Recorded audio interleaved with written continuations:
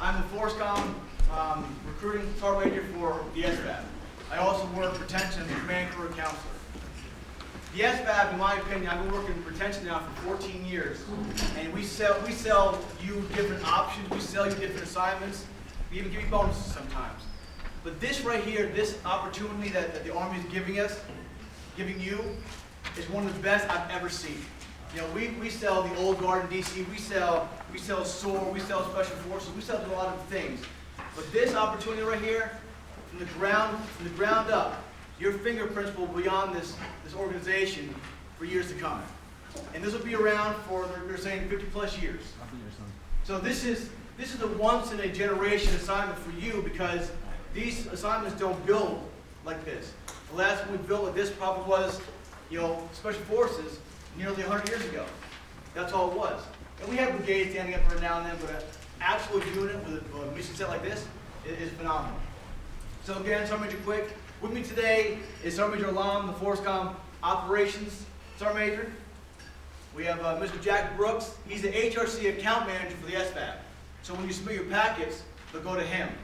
And to me, what's cool about this organization and who actually comes out here and recruits for the organization is its leadership.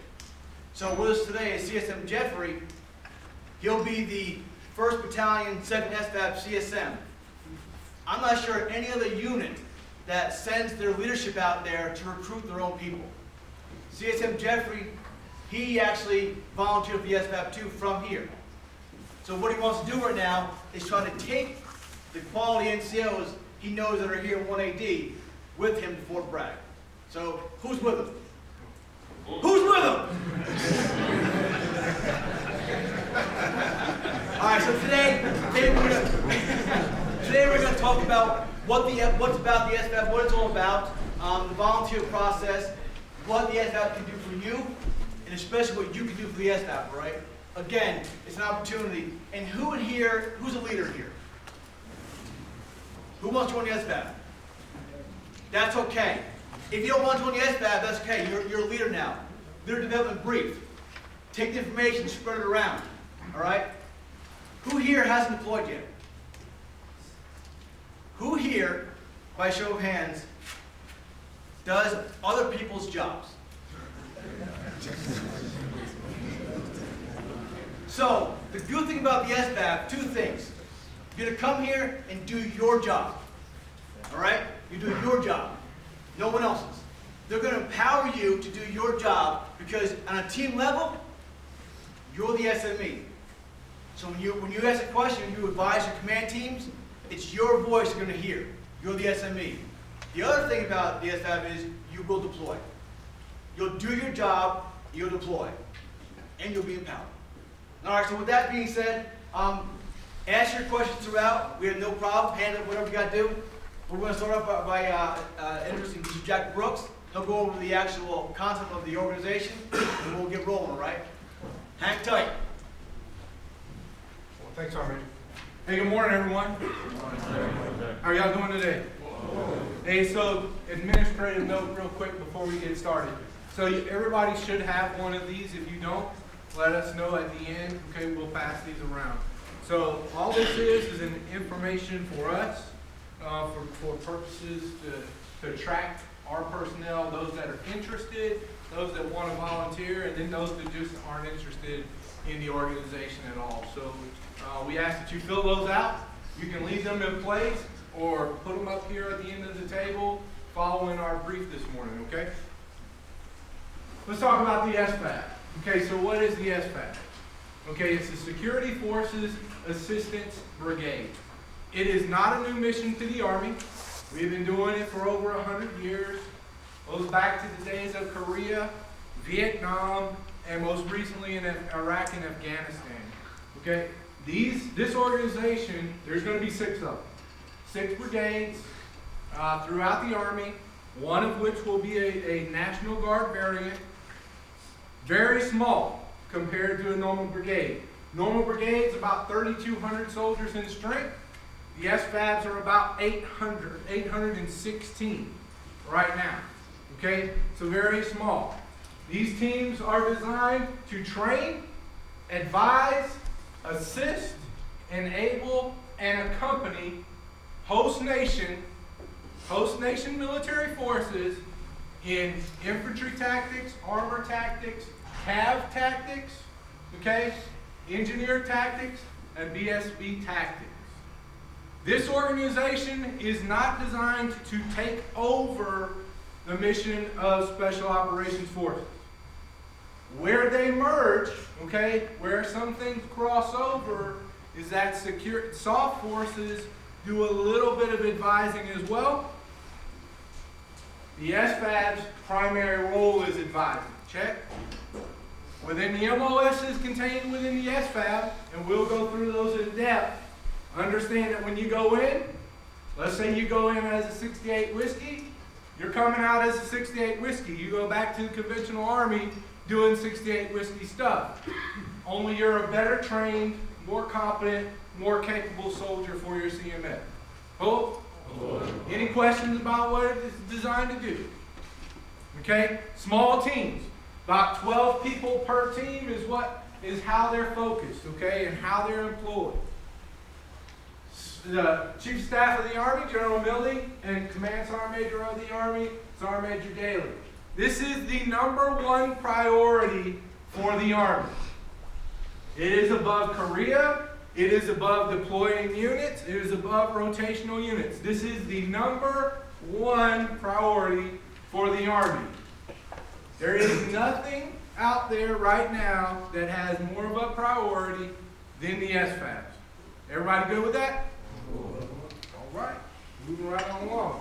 So why are we employing the SFABs? Okay, for several reasons. Okay, we want to preserve readiness.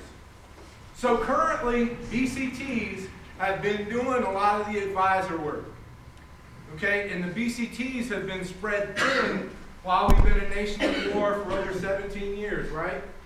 So, by enabling and enacting these SFABs, what we can do is we can take that small team dynamic, embed these organizations into host nation armies, provide them the capabilities, the training, techniques, tactics, and procedures to make them self-reliant on their own personnel and their own equipment. By doing that, that allows us to reduce our footprint with those BCTs, those standard BCTs within those other areas, allow us to bring them home, regenerate them, and then push them out to other areas as needed. Check? All right. Okay, so we have experience, we've been doing this for over 100 years, this advising and assist mission. Okay, it's nothing new. We want to preserve it, and we want to hone it. Okay? Complement soft. We talked about that already. Again, you're not going to be a soft-like soldier at all. You will complement soft. A lot of the training that you will get, and we'll go in depth in that in a few minutes, is soft-like, okay? But it is not soft. Okay, the structure of the organization. It is a brigade, okay? There's 6 battalions, actually 5 battalions, and a CAV squadron within the SFAB. 2 infantry, okay? An armor, an engineer, a BSB, okay? That's what they're structured, and then the CAV squadron. That's how they look like. The primary component of the SFABs are these CATs, okay? These advisor teams, these 12-soldier teams. How they're structured is, so you'll have 2 at the brigade level, you'll have 6 at the battalion level, and then you'll have 48 at the company level, okay? Sergeant Major Quick hit on this really quick. So if you're a 68 whiskey and you're on one of these CAT teams, you're going to be a sergeant, okay? Minimum sergeant on the CAT team, okay? On these advisor teams. Minimum of a sergeant. If you're a 91 Bravo and you're on that CAT team, you're the only 91 Bravo on that team. Check? So you got to be competent in your job. You're going to have to be that subject matter expert that's responsible for advising those host nations. You are, as a Sergeant E5, that person that's making decisions that in normal organizations, first sergeants, sergeants majors, captains are doing. as a sergeant. Everybody understand the importance of that? Everybody kind of see why this is an important organization? Okay, so General Townsend, former 18th Airborne Corps commander. Hey, so what he's saying here, you're signing up for what you wanted to do, right? What you came in the Army to do. How many of you joined the Army to PMCS vehicles in the motor? You did? Hey man, the SFAB is not for you, bro. So, all right. But that's common, right? So we have these, you know, that's something we do just about every day. You go to the field, simulated austere environment, you know, everybody takes their TVs now, all that stuff, Xbox, all that. Well, you're not going to get that within the SFAB. When you deploy within the SFAB, you're going to very austere type of environments. You're living, you're embedded with that host nation armed forces. If they go outside the wire on a mission, you're accompanying them. That's part of your role, right? You're accompanying them. Understand that, okay? You're going to do what you came in the Army to do. What your job is, right? You just have more responsibility within the SFAB than you do within any traditional Army type of unit. Cool? Quick video here.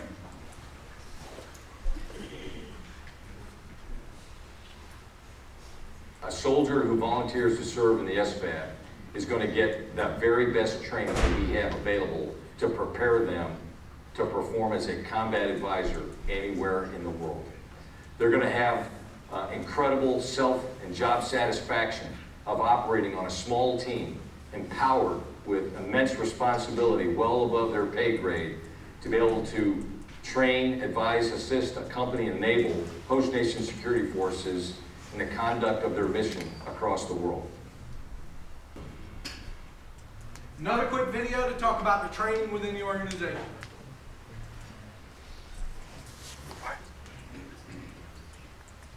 Terrific training across the board. We've made a huge investment from across the entire Army. Training and Doctrine Command, U.S. Special Operations Command, and a host of others to deliver the very best training to prepare these Security Force Assistance teams for deployment into theater. Let's talk about the training that you're going to get within the SFAB. So, from the time you are assessed and accepted into this organization, there's a training-up time period of about 6 months prior to a deployment, okay? Within those 6 months, this is all you can anticipate receiving. The big thing I want to cover is the model, the Military Advisor Training Academy, okay? Within that, that's where you're going to get your special weapons training. Okay, so not just on your M4, not just on your 9mm, okay? You're training on all the weapon systems that you may encounter within that specific region or what belongs to that Army that you're going to support. Cool? Okay, so advanced medical training is equivalent to an EMT-B type of training. It is not your run-of-the-mill CLS stuff. Okay? It's not to say that's bad, right? We all need the basic, life saving. But in the SFAB, you're going to get a more comprehensive knowledge of first aid than you've ever had in your military career. Advanced driver's training. Not just, I need to take this driver's training so I can drive a Humvee around the motor pool. No. You're going to do what, like the MPs do, advanced driving through courses, stuff like that, J-turns, all that jazz, right? Okay, and then language training. So the SFABs are designed, so right now we're in a specific region of the world in the CENTCOM area of operation. We've got 2 SFABs, one stood up already, one we're filling right now, okay? But they're designed to where they can facilitate, pick up, and deploy them to any region of the world. Any region of the world. So your language, okay, will be specific to that region. Check? Okay, real quick on the process. MOS and the SFAB. Are you eligible? We'll talk about the criteria in a minute. 4187 and SF 600 identifies you as a volunteer. At HRC, I'll do all the screening, then and the DROG, and I'll send you the 18th Airborne Corps for assessment. Assessment, it takes about 48 hours, and then they notify us if you're accepted. Oh. Okay, on the board, I want you to pay attention. The MOS is in red. They are specific to that 12-soldier advisor team. Those are the primary focus for filling the SFABs. Those CAT teams are the primary focus, okay? They're in red, they're a part of those CAT enabled. Those MOSs that are in black are equally important to the SFAB, but they have two missions. They serve their primary role as like a 94 Echo, but then they have a secondary mission as an advisor. Okay? Their primary role isn't that of advisor. Hope? On the bottom of the screen, you see facebook.com SFAB Recruiting. All of this is covered on that website. And you can also get examples of the 4187 and the SF 600 there. For officers and warrant officers, okay, again, if it's in red, they're a part of those advisor teams, okay? If they're in black, they have that primary role specific to their MOS or their CMS, and the secondary role is advisor. Eligibility criteria. First thing, above everything else, you have to be a volunteer, okay? No one's going to place you on assignment. All SFAB assignments are strictly volunteer 100%. You got to be fully deployed, okay? Your POLHEs, 111-221. Anybody with a shaving profile? It's common, and I'm not trying to down anybody out, but one of the things that I've been seeing is soldiers feel like they can't go into the SFAB because their POLHEs would be a 2-11111 because of a shaving profile. All I need to know is that that is what you have. That's why you have a 211, based on a shaving profile. And we can waive you and allow you to assess. APFT, minimum 240. Sergeant Major Alam will go into detail on that. You got to be able to maintain security clearance. When I screen your records, I'm looking for security clearance ineligible, okay? If your security clearance is ineligible, or you can't obtain a clearance, or your stuff has been revoked, you can't go to the SFAB until you get those issues resolved. You have to maintain your security clearance for 24 to 36 months. That time, that duration that you're in the SFAB. Everybody check? Okay. OMPF. So when I do your DROG screening, I'm doing it based on what is in IPERMS. Okay? So when we send your stuff out, they're looking for what's in your record. Specifically, DROG within the past 3 years will not allow you to go forward for an assessment. If it's 3 years and a day, we can still send you forward for an assessment as long as they're able to waive you. Okay? The common things that they're looking for that have held soldiers up in the past, GOMRs, or leave for cause, NCOERs, things of that nature. Things that would normally qualify a soldier for QSP or QMP, that's what we're looking for. Okay? Something new to the SFAB, to the second SFAB. So Sergeant First Classes and above can be interviewed versus assessed. Now how this works is every CMF, okay, has a career map. On their career map, they have key developmental positions, right? Everybody tracking that? Okay. Within those key developmental positions, you have to have 18 to 24 months to complete that to be successfully identified as being competitive within your CMF.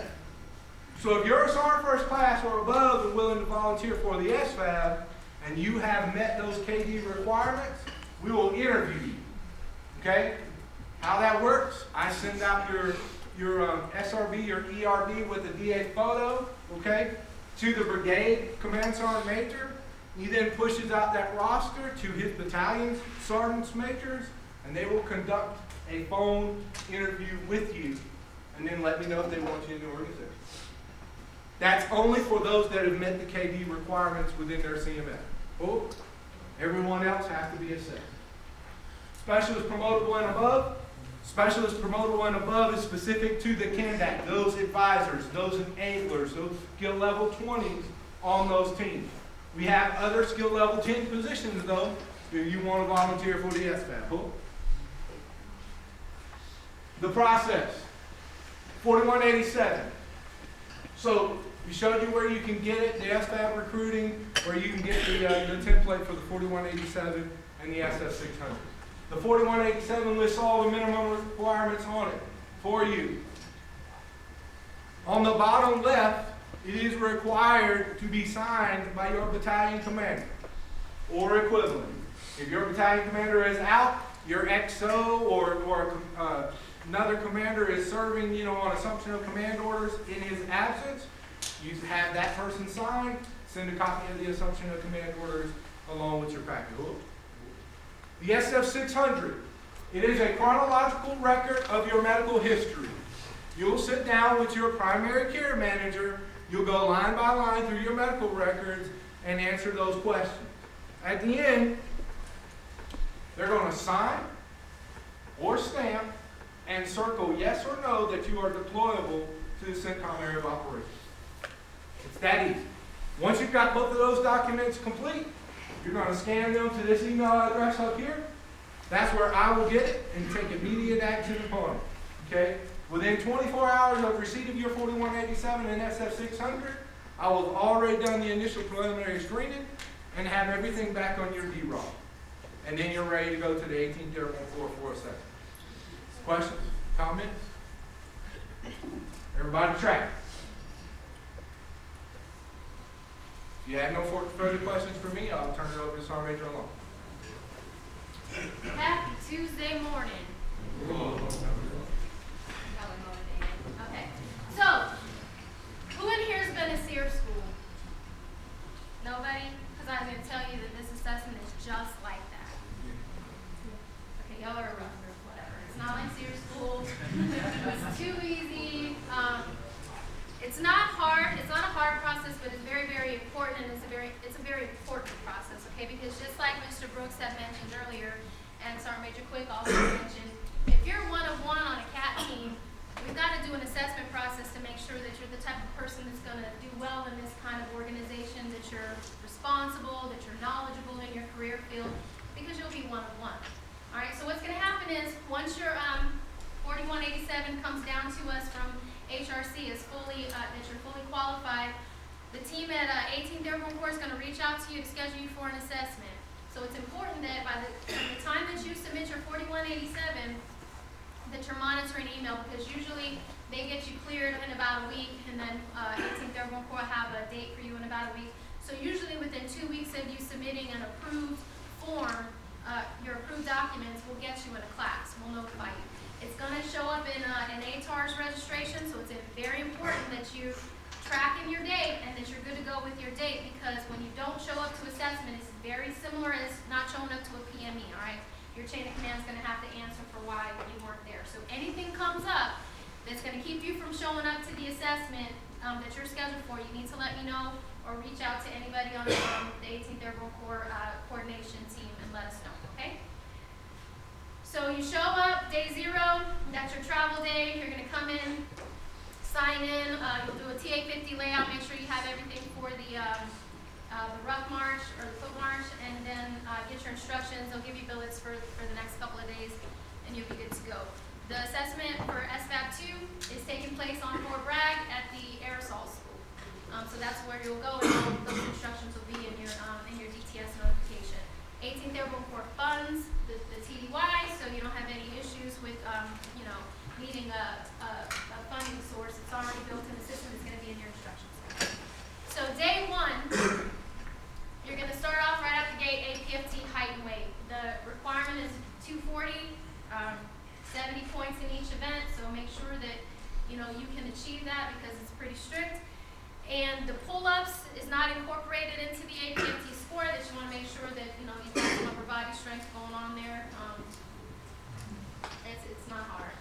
All right, after the APFT, the next event is going to be the leader reaction course. It's similar to any competence course. Most of us have done one at least in the military, probably either in you know, your basic or your officer basic, but it's very similar. I'll get back to that in a minute because that's going to go into the peer review. But once the leader reaction course is done, you'll get a chance to clean up, then you're going to show back up to the classrooms and you're going to take your exams.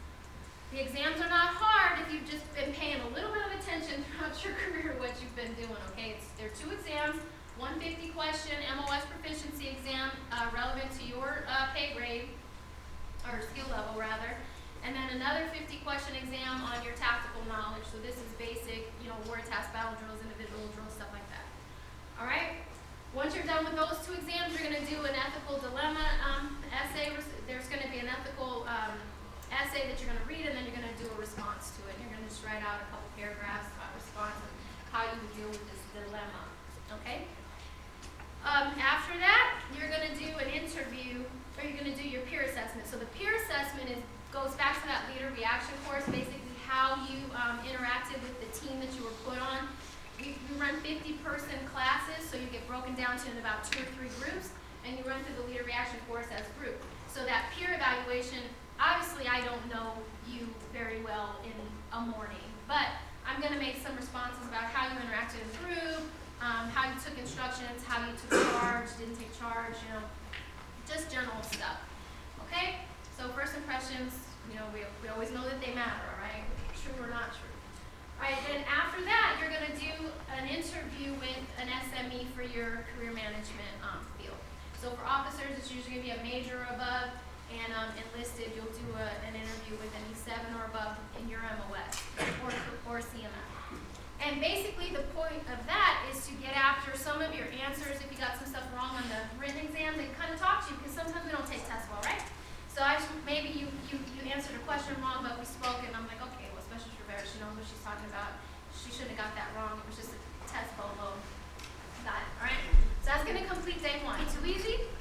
All right, so day 2, you're going to come in, you're going to do the foot march. Standard is a 5-mile foot march, full combat load, and so it's too easy, okay? You're going to come back from the foot march, and you're going to get prepared to appear before the board. We all know what boards look like, right? To me, I think this board is a little bit easier because, you know, you're still reporting in, professional and all that kind of thing.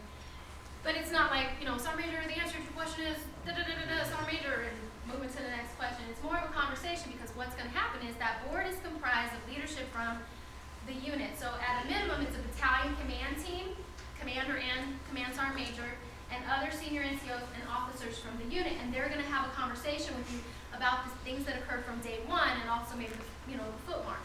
So they're going to talk to you about maybe some things that were written on your peer evaluation, what other folks had to say about you, kind of draw some of that stuff out. They're going to talk to you about some of the answers and you had on your written exams, and just kind of get to know you a little bit, find out why you want to come to this unit, right? And then that's it. And so once the board is complete, everybody's going to be released, and you will know. Usually day 0 is on a Monday, assessments on a Tuesday and Wednesday. So by Wednesday afternoon, you're going to know if you were accepted to the unit. Okay? So they'll bring you back in the room and say, hey, you're accepted. Here's another form. We're going to re-verify that you are a volunteer. You acknowledge that you've been accepted into the SFAB. You're still a volunteer.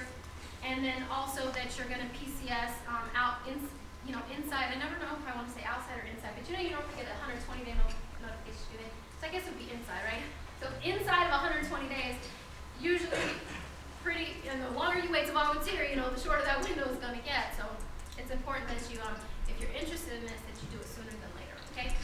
But you're not going to get typically you're not going to get a 120-day notification of PCS, all right?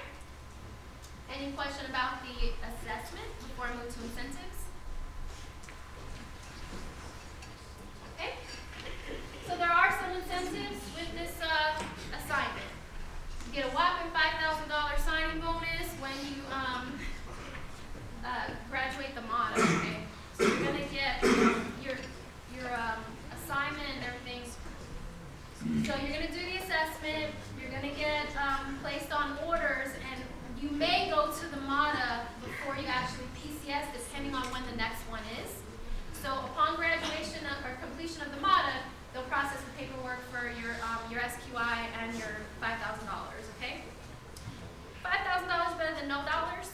So I know, I heard some grumbling, like, I'm not, as in, okay, well, whatever. I guess that's chump change to some of y'all. I could use it, but hey, we're all volunteers anyway, so you could have been on assignment to any other unit point and I get nothing, right? So in addition to the $5 grand, you'll also get what you're gonna get any other time you deploy, your SSTAT, or your hostile fire pay, combat duty pay, family set pay, and then you're also gonna get a $75 a month SSTAT, okay? All right, so this is a tactical broadening assignment. One of the big incentives to me is that this is an opportunity for you to set yourself apart from your peers, okay? You're gonna be part of unit making history, okay?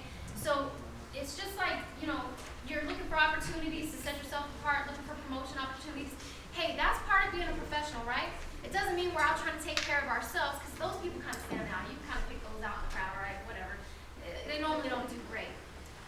But part of being a professional is, how can I grow? How can I become better at what I do? And oh, by the way, what's going to help me, you know, climb up the ladder? Because nobody came in to stay a specialist. Well, maybe. I mean, obviously folks get out at that pay grade, but whatever, I'm not knocking it. But if you plan on doing something, you know, staying in past your first contract, or you're already in second or third contract, and you're trying to find ways to set apart and set yourself up for success, this is a great way to do it. You got to do it for the right reason, right? Because when you do things for the right reason, you do well, right? If you just are trying to look for a way to get promoted, chances are you ain't getting promoted because you ain't doing well because your folks ain't where it's supposed to be. But if you're doing things for the right reason, you're trying to set yourself apart, you do well here, you got a good chance of getting promoted. Now, don't go back on, so you're gonna get promoted. I'm saying your chances are better. They told me the same thing doing drill sergeant duty. I still had to do well, right? Except for, you know, recruiters, they just get promoted, they do a crappy job. Negative. We're always just jealous because they get paid more than we do. We feel like we work harder. All right, so another incentive is the PME waiver, okay? So bottom line is, everybody's familiar with STEP, yeah? Good old STEP. So the difference is, if you find yourself in a situation where you volunteer for the SFAB and you have not completed your next PME, no worries. If your cutoff score comes down to pick you up, you're going to get promoted. If your sequence number comes up and you haven't been to SLC or MLC, you're going to get promoted, okay? Doesn't mean you don't have to do your PME, just means that if it comes up, you know, if you're deployed and can't go, or you're in a train up and you're not going to be able to do it before the deployment, it's okay. You're going to get promoted, then you come back, you're going to get top of the OML, and you're going to get sent to class, all right? Specialist, promotable, you're going to go through the MATA, you're going to get maxed out your points, automatic promotion to sergeant, okay? You still got to do BLC. All right, I know I was saying something that seemed a little confusing the last time, but I want to clear that up, all right? You still got to go to BLC. MATA doesn't take place at BLC, but it's going to max you out on your points. You're going to get an automatic promotion the following month. All right? Sound pretty good? Who's ready? Okay, all right, we asked that throughout the all right, and then final, I think I hit everything. The final thing would just be, once you're finished, with the unit, it's 24 to 36 month assignment where you get ready to come off, depending on your MOS and your rank. We'll see if there's an opportunity to use you to go be a trainer at the MATA, or we'll work with you to say, hey, where do you want to go? Your assignment preference is always going to be based on what's out there and available, right? You can't just make up a job in Hawaii that doesn't exist, and I got told I was going to get assignment preference. Don't work like that. But there's, you know, something that kind of goes along the line of your career progression, and you need to get back out, and especially like if you picked up a senior NCO, right? You're knee 7, and you picked up 7 while you were there. You need to go out and do you know, your next level job in your career field. So we'll look at that, and we'll work with it. All right, any questions about incentives? I'm going to hand it back over to Sergeant Quick. She mentioned couldn't guarantee promotions. Promotion are guaranteed if you're a specialist, you complete MATA. Look at it. So of course you're going to get. You're getting promoted, right? The next thing I tell you, if you are successful in the SFAB and you want a guaranteed assignment, we will guarantee it. If you want to come back to Fort Bliss, it's guaranteed, right? No? Hey, you know what? The old adage is the grass isn't always greener. when you go to Fort Bragg, there's actual grass there. So the grass is actually greener on the other side. So when you volunteer for that, you'll see it, right? Hey, so we went in depth today because we want you to understand what the SFAB is, what your expectations are when you actually go there, and what you're going to get out of it. Are there any questions at all about anything we covered today? Not one question at all. Go ahead. Sergeant Major, does the SFAB accept firefighter classes as well? Or Whichever was. I'm a 68 whiskey, Sergeant Major. Not right now. Here's the reason why. FC. Here's the reason why. We need experienced leaders. So the Army's already saying if you're a sergeant or especially promotable, in their opinions, you're already experienced in that job. All right. So you'll be the only person. You'll be the only NCO leader on that team. So what I recommend is gain more experience, join an SFAB eventually, because they're going to be around for quite a long time. All right. And then we'll get you deployed. And promoted. Guaranteed. Go ahead. Major, for the MOSs in black that you're talking about, Yep. you said that their primary job is their actual MOS tasks. What does that kind of look like? Is that still working at 10 level sort of things, Sergeant Major? Or What's your job? I'm a 12 November, I push dirt. Sergeant Major. Okay, so you'll push more dirt. Roger. Yeah, okay, I see. So your primary job is the job you do now. So whatever that is. Your secondary job may be advising the host nation counterparts that you have. So whatever level you're at, that's what you do. But since promotion is guaranteed to E5, so we're good. You'll be 10 level, 20 level, right? You'll be good. Any questions at all? This right here, these are your heraldry. This is the patches you're going to wear on uniforms. Skip. This is patch, right? Pretty cool, right? Now who wants to join us? Yeah. Talk about the patch, right? I see a lot of people not on the right patch. This will be yours right here. Now you're excited. How many 35 Fox do we have? No Intel analysts, huh? How many 13 Fox do we have? Good deal. You all want to volunteer? I can guarantee promotion to E5. Give me something, right? Help me help you, right? But these will be your patches right here. So when you join CSM Jeffrey over here to go to Fort Bragg, this is your patches right here. These are your berets. This is your headgear of choice. The beret. Brown beret. Who wants it? Come on, Sam. Here's your flash. This is what you're going to use. They give you beret because you're a specialized unit. That's what it is, right? We don't want to infringe on anybody else's beret, especially the black beret. But this right here will be the talk of the town pretty soon, right? So once you put it on, you'll be like, yes, I'm in the SFAB. Go ahead. Is it easier to go to schools or harder because our main job is to train by the assist rather than going to like range school or airborne school or air assault, something like that? That is an outstanding question. So what I was told was, these right here, I was told if you are not wore out by this training, you can absolutely go to more training. Okay? But you're all kind of young here.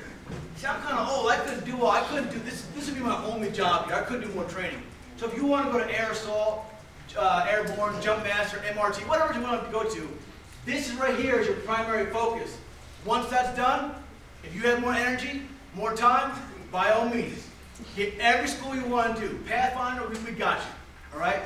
But that's priority. Good question, though. What else do we have? Come on, you're being too easy on me. You've got the experts here. They're over here. Get the experts over there. Go ahead. So, I mean, is there a case also within the brigade as far as like J-tax and stuff like that? Okay, now you're speaking outside my realm. Come see me at the end. I've got some individual questions to answer for you, right? 13 Fox, I'm learning about right now. You guys are speaking foreign language to me. But I'm going to get there, though. Good question. That contains the forms you'll need, 2 forms, 2 request forms, the email address. Now, if you have issues getting your volunteer form signed, sometimes leaders don't want to lose good soldiers. I understand that. if there's a problem getting the form signed, just call the HRC SFAB team. My commander won't sign my form, I want to volunteer. They'll actually give calls down here to talk about it with the chain of command. All right, so if you want to volunteer, if you're fully eligible, we need you, but I don't want to lose you, okay? So questions right here. Any questions at all before we close it out? Okay, we're here for the next half hour or so. Hey, on the recruiting aspect, if you want the SFAB, volunteer early. These slots are going away fast because people are just seizing opportunities. So if you're a 1D position in the SFAB, volunteer. Some positions we have 40, 50 jobs. So just volunteer early, right? So with that being said, your fingerprints will be all over this organization. Even number 2, number 3 also. So whatever you do, you're the SMEs for the organization. You're going to make history here. And that's why you should volunteer for the SFAB. All right, with that being said, we're good. We're here down here all the rest of the day, answering questions individually or what. So, hey, release back to units. We appreciate your time today.